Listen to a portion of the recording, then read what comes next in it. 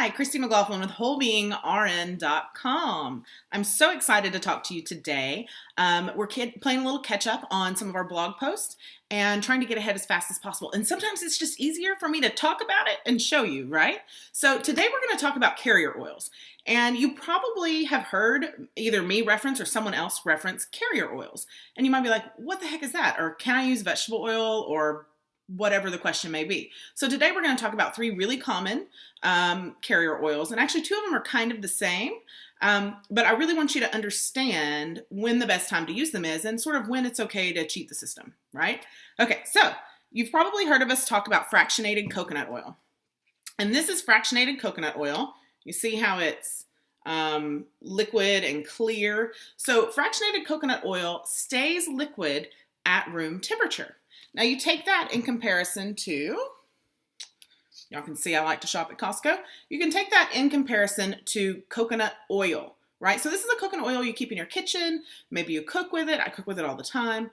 Maybe you do oil pulling. So when you swish the oil around in your mouth and it rids your mouth and sometimes your body of toxins.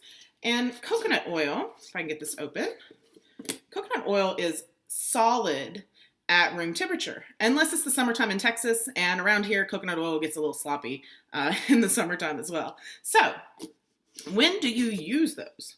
Well, if you're making a roll-on blend, so when you hear us say 25 milliliters or 25 cc's or 2 tablespoons of coconut oil with 5 drops of lavender or 5 drops each of lemon, lavender, and peppermint, that's for allergies, by the way, you're going to use this. And you're going to put it in a little roller bottle or maybe some sort of glass bottle with a dropper.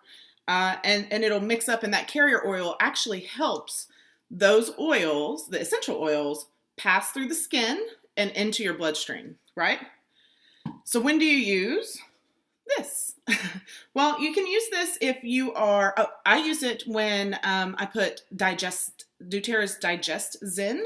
If somebody has a bellyache, just get a little spoonful, add a drop, and then rub it into their tummy. Again, it helps the oils absorb through the skin faster.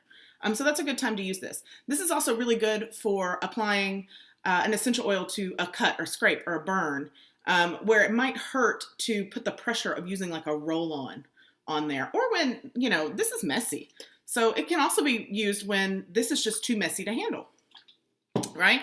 Okay, so what do you do if you don't have coconut oil?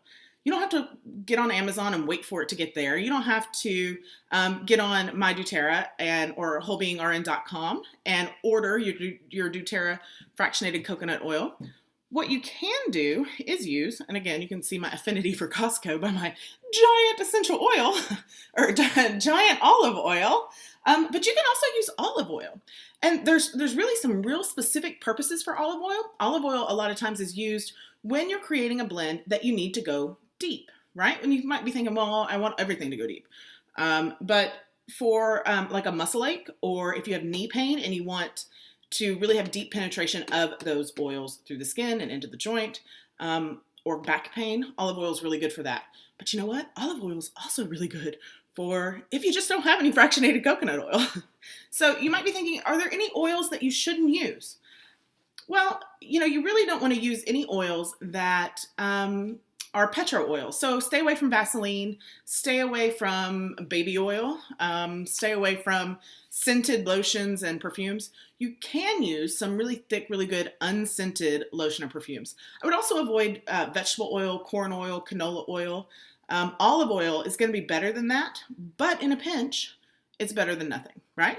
So hopefully that helps you understand carrier oils. And as part of my 10-part e-course on essential oils, I will also be discussing all kinds of different carrier oils and what they're good for and what their best purpose is for. Because there's jojoba oil and almond oil, avocado oil, rose hip oil. I mean, the list goes on and on, right? So I'm Audrey Christy McLaughlin with WholeBeingRN. Hope you find this helpful. You can feel free to leave me a comment below or reach out and ask me any questions that you have. I guess we are recording. I would also like to talk to you if you've been waiting to decide whether or not you're going to get started with doTERRA. Now is a really great time, because here's why. So if you get started with doTERRA before the 20th on or before the 28th, so that would be basically today or tomorrow, with a wholesale account, then there's a number of things that we're going to do for you. One, we're going to waive that $35 enrollment fee if you order a family physician kit. The cool thing about family physician kit is that it's got all the blends and all the single oils that you need to really get started and really make over your medicine cabinet, right? In addition to that, I'm going to send you a free wild orange, a free grapefruit, so 2 bottles of essential oils for free. And then you'll also have access to my 10-part e-course on the family physician kit and how to use those oils in your home and with your family. And the cool part is that last e-course I normally sell for $497. So I'm giving it to you for free because I really want you to start using essential oils in your home and experience the physical and emotional freedom that those oils can have for you. So if you have any questions, reach out. I'm right here. I'll check my email all weekend long. And again, my name is Christy McLaughlin with WholeBeingRN.com. And you can go to WholeBeingRN.com and click on Essential Oils, and it'll take you right to the page that you need for everything you need to know about the Family Physician Kit and getting started with a wholesale account.